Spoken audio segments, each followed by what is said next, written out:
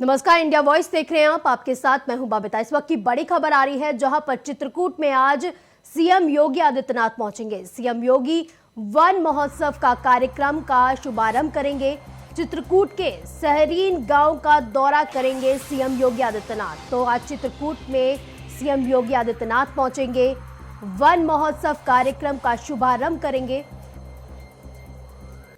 चित्रकूट के सहरीन गांव का दौरा करेंगे सीएम योगी आदित्यनाथ। पौधारोपण कर जनसभा को संबोधित भी करेंगे सीएम। पूरे प्रदेश में 25 करोड़ पौधे लगाए जाएंगे। अयोध्या में डिप्टी सीएम केशव लगाएंगे पौधे। तो डिप्टी सीएम केशव प्रसाद मौर्य भी मौजूद रहेंगे, जो पौधे लगाएंगे। अयोध्या में डिप्टी सीएम केशव प्रसाद मौर्य जो है वो अयोध्या पहुंचेंगे और उसके बाद पौधारोपण करेंगे।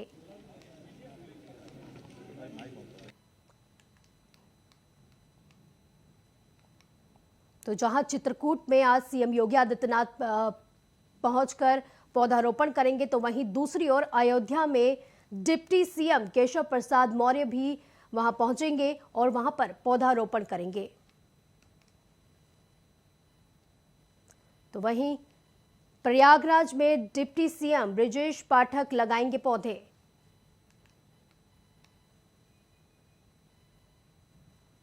तो 3 अलग अलग जगह पर, एक जगह सीएम, दूसरी जगह केशव प्रसाद मौर्य डिप्टी सीएम और तीसरी जगह प्रयागराज में डिप्टी सीएम ब्रिजेश पाठक पौधारोपण करेंगे। सीएम योगी आदित्यनाथ चित्रकूट पहुंचेंगे और उसके बाद वहां पर पौधारोपण करेंगे। एक संदेश देने की कोशिश की जा रही है।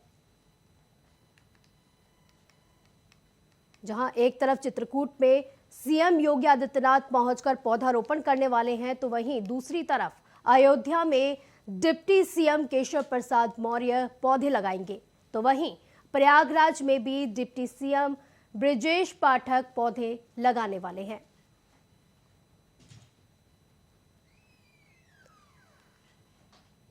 तो तस्वीरों के जरिए आपको दिखा रहे हैं किस तरह की तैयारियां की जा रही है, किस तरह से वहां पर है सीएम योगी आदित्यनाथ के पहुंचने से पहले जो है तैयारियां शुरू कर दी गई हैं। तो तस्वीरों के जरिए आपको दिखा रहे हैं। तो चित्रकूट में सीएम योगी आदित्यनाथ पहुंचेंगे और उसके बाद पौधारोपण करेंगे।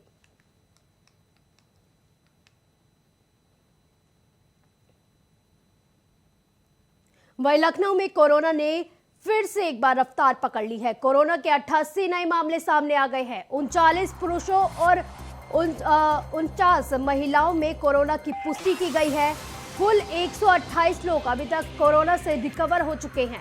24 घंटों की अगर बात की जाए तो 24 घंटों में एक मरीज की कोरोना से मौत हुई है। तो कोरोना के आंकड़े लगातार आसमान छूते हुए एक बार फिर से कोरोना ने जो है वो तेजी पकड़ ली है। कोरोना के मामले लगातार बढ़ते जा रहे हैं। वहीं पर अगर 24 घंटों की बात की जाए तो एक मरीज की कोरोना से मौत भी हुई है। तो बड़ी खबर सामने आ रही है, जहां पर लखनऊ में कोरोना ने एक बार फिर से रफ्तार पकड़ ली है और ये रफ्तार लगातार बढ़ती जा रही है। कोरोना के नए मामले भी सामने आ रहे हैं। लगातार कोरोना के मरीज सामने आ रहे हैं।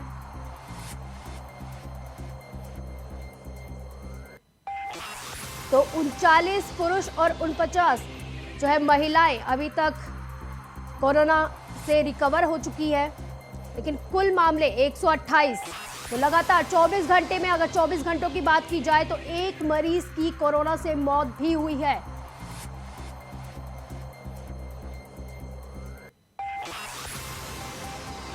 एक बार फिर से कोरोना ने रफ्तार पकड़ ली है। कोरोना के केस लगातार बढ़ते जा रहे हैं। 39 पुरुष और 49 महिलाओं में कोरोना की पुष्टि हुई है। कुल 128 लोग कोरोना से रिकवर हो चुके हैं। तो वहीं 24 घंटे की बात की जाए तो एक व्यक्ति की मौत भी हुई है।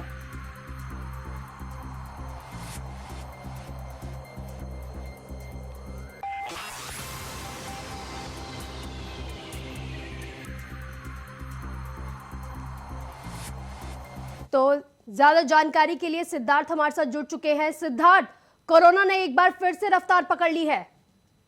जी बिल्कुल, कहीं ना कहीं लखनऊ में जिस तरीके से कोरोना मरीजों की संख्या बढ़ रही है लगातार, आपको देखा जाए दूसरे दिन भी काफी आंकड़े देखने को मिले, लेकिन हाँ एक चीज राहत भरी खबर रही कि लोग रिकवर तेज हो रहे हैं। 124 लोग रिकवर हुए और एक मौत हुई, ये कहीं ना कहीं पर। लेकिन ये सबसे बड़ा सवाल बनता ये उठता है, सरकार लाख कोशिश कर रही है, आपको मास्क लगाने के लिए लगातार कह रही है, बाजारों में लोग बेफिक्र होकर टहल रहे हैं, ना कोई मास्क लगाता है, ना कोई सोशल डिस्टेंसिंग करता है।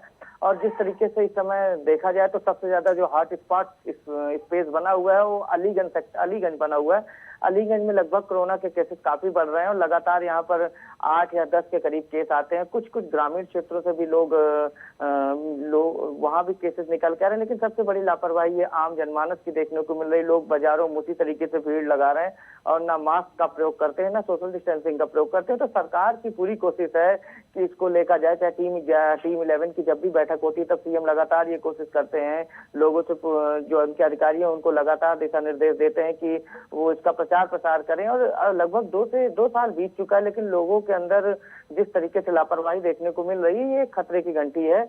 अभी भी समय है, लोगों को चाहिए कि इसके प्रति जागरूक रहें।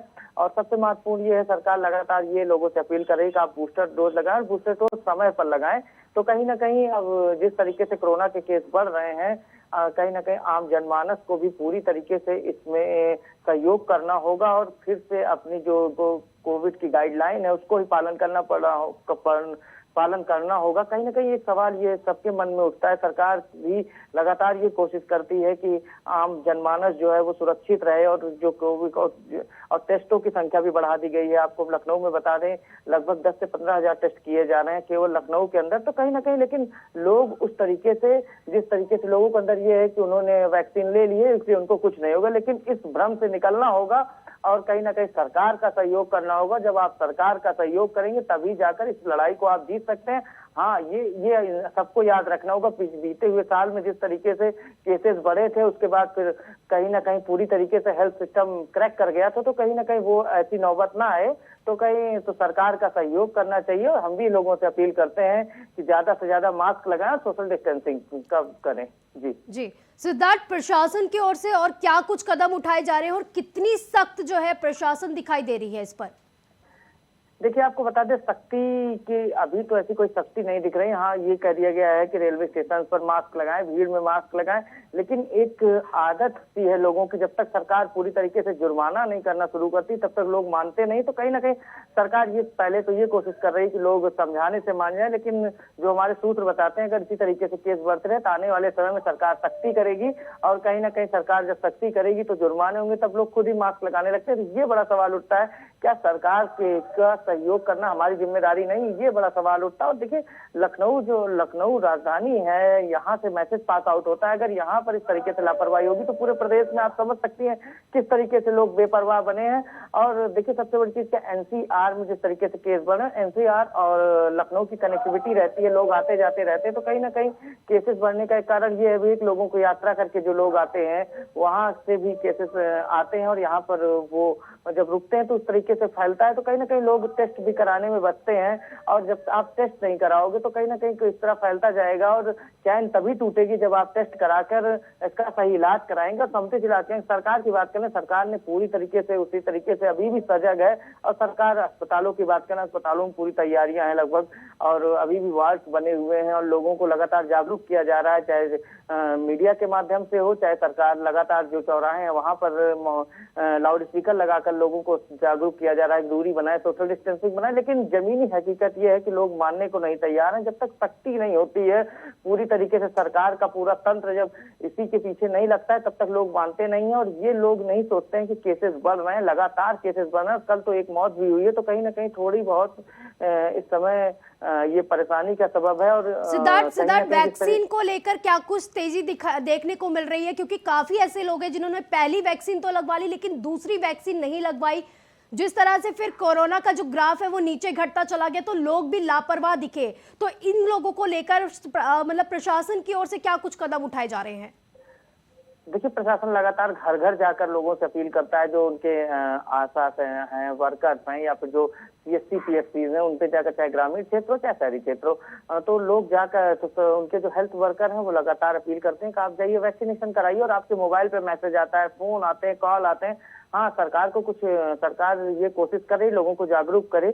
अब ये खुद भी जागरूक होना होगा, आपको खुद डोज लगवानी होगी। सरकार कोशिश कर सकती है कि कोई जबरदस्ती कर करके तो लगाना ये मुश्किल काम होगा। कहीं ना कहीं सरकार पूरी कोशिश कर रही है और आपको सजग होना होगा, आम जनमानस को सजग होना होगा। सरकार के इस मुहिम में सबको सहयोग करना होगा, तब हम इस जंग को जीत पाएंगे। हाँ, जिस तरीके से केस बढ़ रहे हैं ये कहीं ना कहीं खतरे की घंटी है। और पिछले साल का जो दृश्य था, अगर उसको याद कर लिया जाए तो लोगों को उसको सोच कर भी सजग हो जाना चाहिए। अभी भी समय है, सरकार भी यही कह रही है, अभी भी समय है, आप सजग हो जाइए, दूरी बनाइए। अगर आपको किसी भी प्रकार से लक्षण है तो आप जाके तुरंत जांच कराइए। तो कहीं ना कहीं लोग जांच कराने में भी अभी पीछे हैं। लोगों को जिस तरीके से सरकार ने इतनी जांच की व्यवस्था की, लेकिन लोग उस तरीके से सहयोग बिल्कुल नहीं कर रहे हैं। सरकार की तरफ से तो कई व्यवस्थाएं हो गई है, लेकिन लोग काफी लापरवाह बने हुए हैं। बहुत बहुत शुक्रिया इन तमाम जानकारी के लिए आपका, सिद्धार्थ। बढ़ते अगली खबर की ओर, जहां पर उन्नाव में 100 फीट का तिरंगा लगाए जाने को लेकर कवायद तेज हो गई है। एसडीएम सदर सत्यप्रिय सिंह और सदर विधायक पंकज गुप्ता ने मौके का निरीक्षण किया। यूडीए वीसी का विकास काम एसडीएम सदर सत्यप्रिय सिंह और सदर विधायक पंकज गुप्ता ने मौके का निरीक्षण किया। उन्नाव में लखनऊ बाईपास पर यह तिरंगा लहराया जाएगा। इसके साथ ही पार्क और फिट रहने के लिए जो है ओपन जिम भी बनाया जाएगा। कार्य शुरू कराने को लेकर कर्मचारियों को इसके लिए दिशा निर्देश भी जारी कर दिए गए हैं।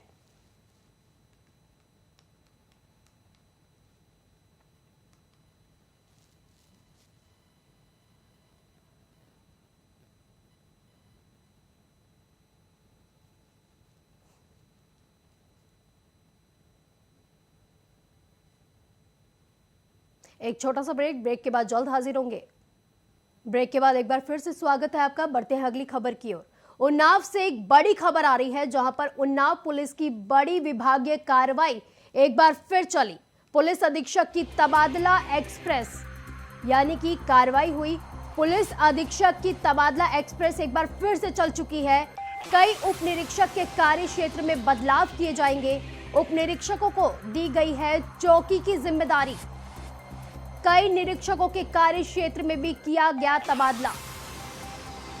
उन्नाव से बड़ी खबर, जहां पर तबादला एक्सप्रेस चल चुकी है।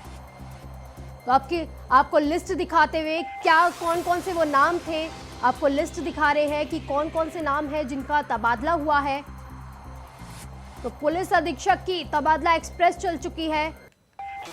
उप निरीक्षक के कार्य क्षेत्र में बदलाव किए गए। उप निरीक्षकों को दी गई है चौकी की जिम्मेदारी। तो कई निरीक्षकों के कार्य क्षेत्र में भी किया गया बदलाव।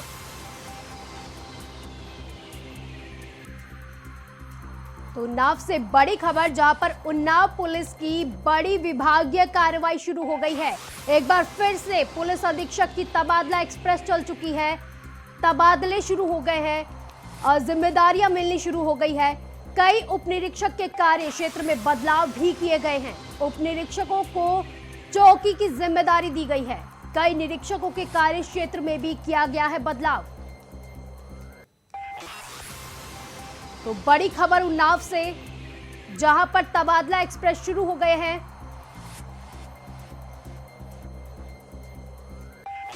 उन्नाव पुलिस की बड़ी विभागीय कार्रवाई फिर चली। पुलिस अधीक्षक की तबादला एक्सप्रेस। तबादलों के साथ ही कई बड़ी जिम्मेदारियां भी दी गई है, कई बदलाव भी किए गए हैं।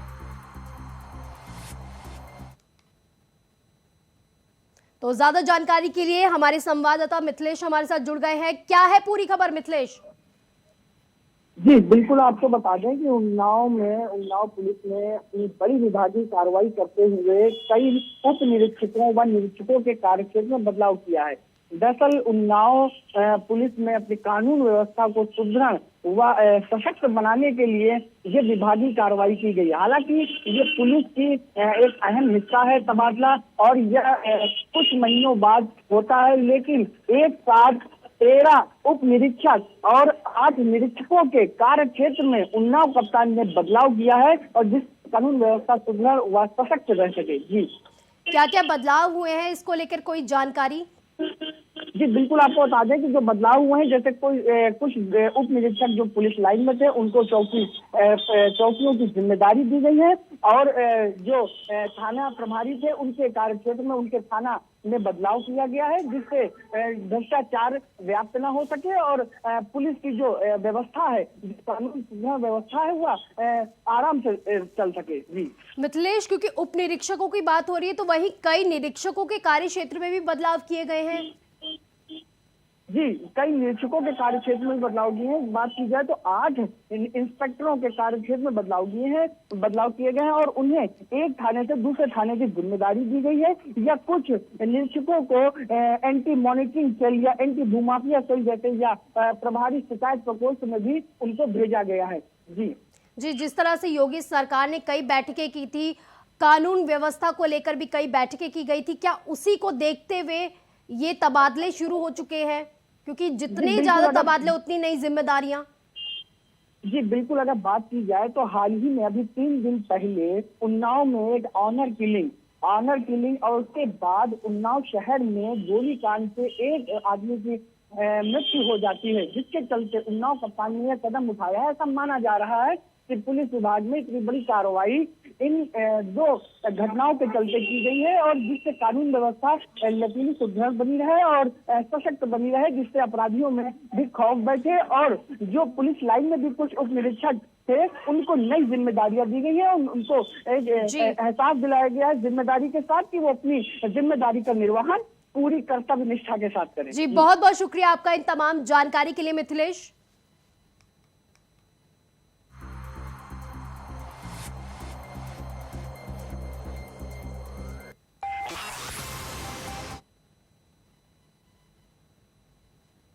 बढ़ते अगली खबर की ओर, जहां पर योगी सरकार 2.0 ने अपने 100 दिन पूरे कर लिए हैं। इस दौरान सीएम योगी आदित्यनाथ ने सरकार की सभी उपलब्धियों को जनता के सामने पेश किया।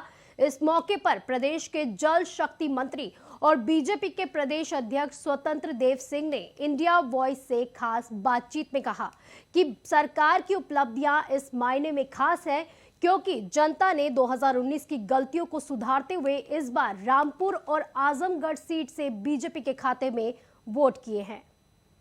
देखिए, सबसे बड़े स्वतंत्र देव सिंह जी से उनसे जुड़कर जानने की कोशिश करते हैं। सर, 100 दिन पूरे हुए हैं योगी सरकार 2 के, किस तरीके से क्या श्रेय देंगे आप? देखिए, सबसे बड़ी उपलब्धि कि रामपुर और आजमगढ़ में जीता, इसका परिणाम है कि जनता की सेवा की करते हैं। जनता जनार्दन ने स्वीकार किया कि जो चूक हुई थी हमें मेन चुनाव में 22 में 1 सीट हमें नहीं आजमगढ़ में मिला था, वहीं जनता जनार्दन ने 3 महीना 6 महीना चुनाव के अंदर ही 100 दिन के अंदर ही एक बहुत बड़ी उपलब्धि दिया है, जो वंशवाद और परिवारवाद को नकार दिया। यानी अब वंशवाद की पार्टियां नहीं चलेंगी, अब समाप्त होंगी।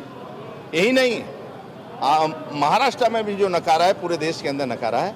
और 100 दिन के अंदर जिस प्रकार मंत्रिमंडल का समूह योगी जी के नेतृत्व में 72 घंटे, और क्या है कि 100 दिन पता नहीं चला, 72 घंटे 2 बार अलग अलग मंडलों में लोगों को 10-10 दिन, उसके अलावा विभाग का काम है और काम है, रात दिन लोग परिश्रम की पराकाष्ठा कर रहे हैं। सबसे बड़ी बात है कि कर्मचारी अधिकारी भी साथ में परिश्रम कर रहे हैं। उन सभी लोगों को राज्य के मैं बधाई देता हूं, शुभकामनाएं देता हूं। जनता जनार्दन का आशीर्वाद ही एक शक्ति है, ताकत है। तो केंद्र मोदी जी की योजना और राज्य सरकार की योजना, आदरणीय मोदी जी योगी जी की जो सरकार की योजना है वो एक गरीब तक पहुंचाए, गरीब के कल्याण के लिए पहुंचाए और ईमानदारी के साथ पहुंचाए। इस बुलेटिन में फिलहाल के लिए बस इतना ही। आप देखते रहिए इंडिया वॉइस। नमस्कार।